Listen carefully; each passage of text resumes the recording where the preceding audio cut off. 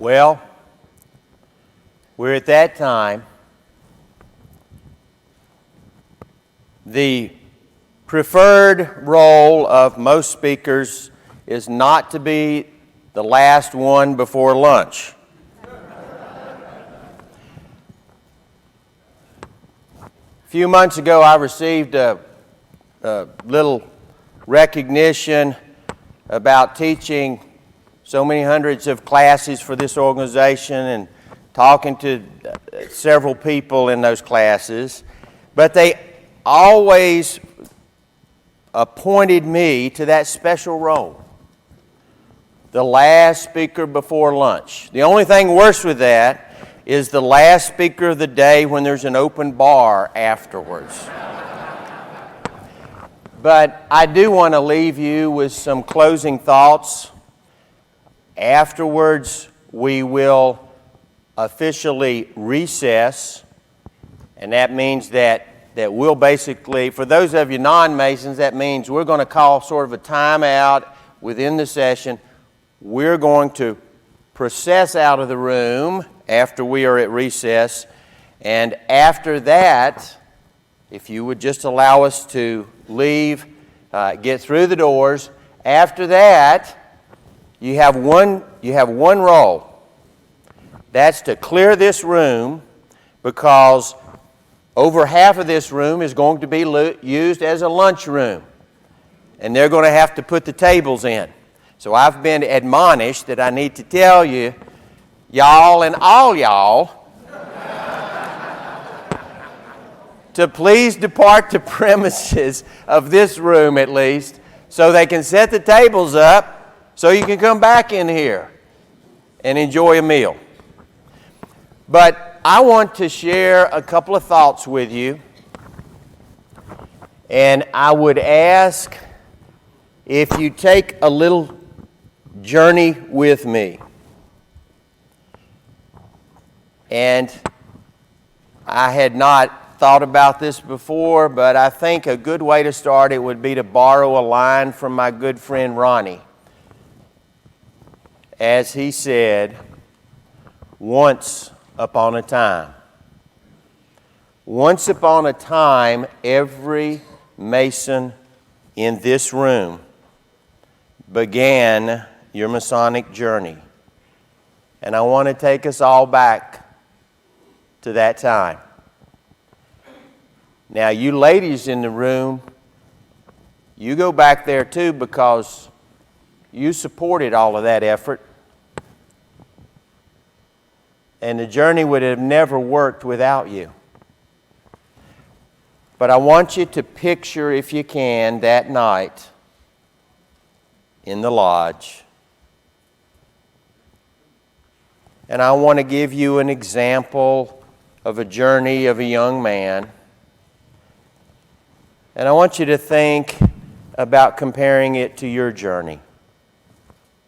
Once upon a time, in a small country lodge, a young man sat over there just about where Tony Crawl is seated. It was a small lodge.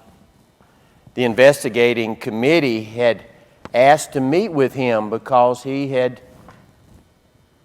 submitted a petition for membership.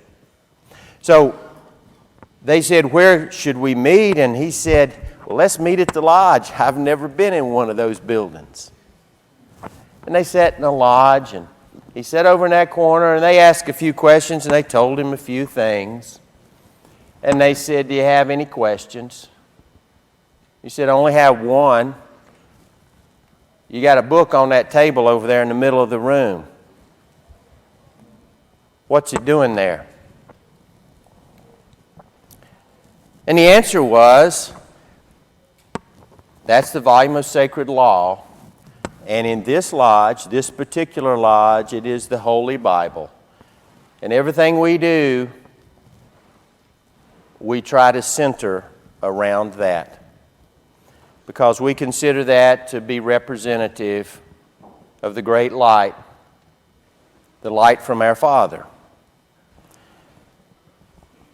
And he said, "Okay, that's enough, I'm in."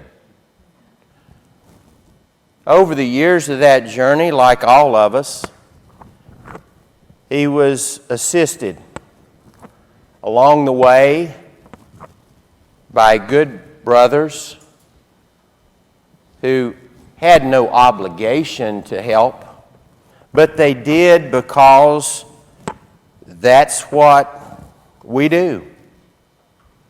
They provided information and help, but the Tyler of the lodge that first night was the Grand Senior Warden. So in a couple of years, he might have been pretty desperate for some officers at the Grand Lodge, so he selected that young man, and a couple years after that, well, actually right before he selected that young man, he came to him and said, I got a petition for you for another branch of our family. And he said, it's the Royal Arch. So the young man joined that group and made more friends and had more mentors. And then, by then, the past Grand Master of his lodge, still the Tyler, still serving, came to him and said, hey, here's another petition. Now, how many of us in our journey have had those moments? Now, the ladies are laughing harder than us. It's probably like in my house, the ladies keep the checkbook, and it's like, another what? But that young man said, okay, but this time, he'd been in a couple years, and he's starting to figure out things, and he was having a good time, but this time he asked the question, why? First time with Royal Arch, he just took his word for it and said that would be good. This time he said, why? And that past Grand Master said, so you can get the rest of the story, so that you can continue on in your journey. He said, nothing is ever better or higher than you earned in that little country lodge with only about 15 chairs on the sides. He said, nothing's ever better than that. But it just shines a bigger light on it and lets you see it a little bit better. You can actually understand it better from this different perspective you're going to see. So the young man did, and then it ended up, the young man came along and he got in his own way in Grand Lodge, and then later he was asked by a gentleman come visit him in a big old building in Washington, D.C.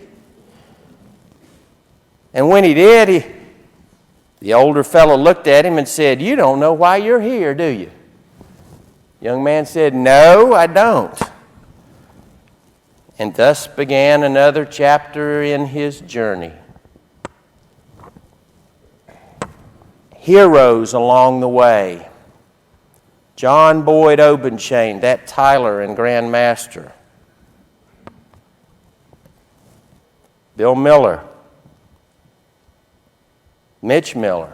Bob Hannon. Kurt Lancaster. Bill Malaire. Ronnie Seal. Bill Brunk. Steve Munsinger. The room is full of heroes.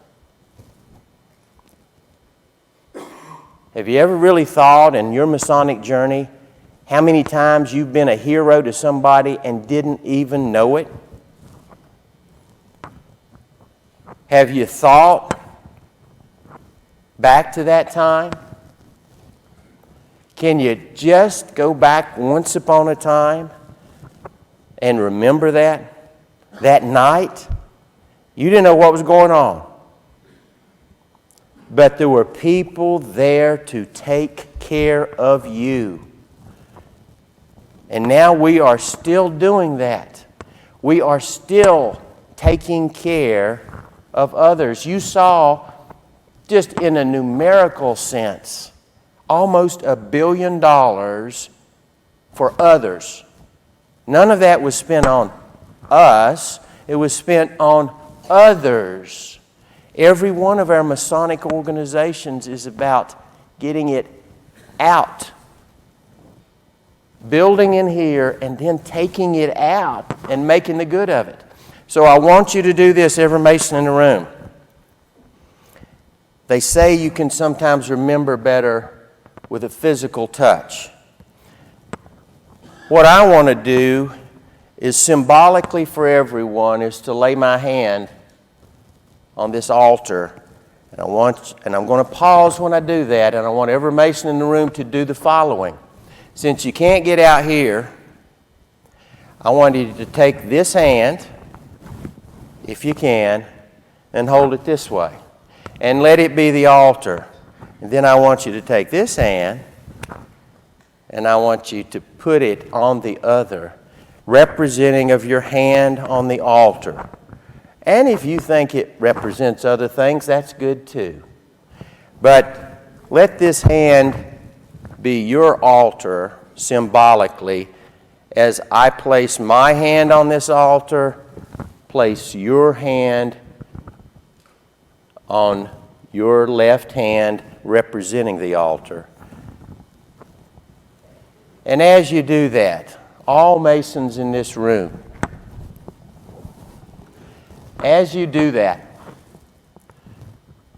remember, let us never, ever forget, because here we rest, and from there we receive the light come down to us to give us the motivation, the strength, the courage and encouragement to go forward and take these generous principles outside of this lodge and extend them to every human being, because they all have a claim upon our kind offices. Therefore, in renewal of our vows, let us do good unto all. And the great light of all creation will look down upon us and will smile and will lift us in His arms and will say, "Well done, my good and faithful servant." God bless you all. God bless Scottish Rite. And God bless our Masonic family. Thank you.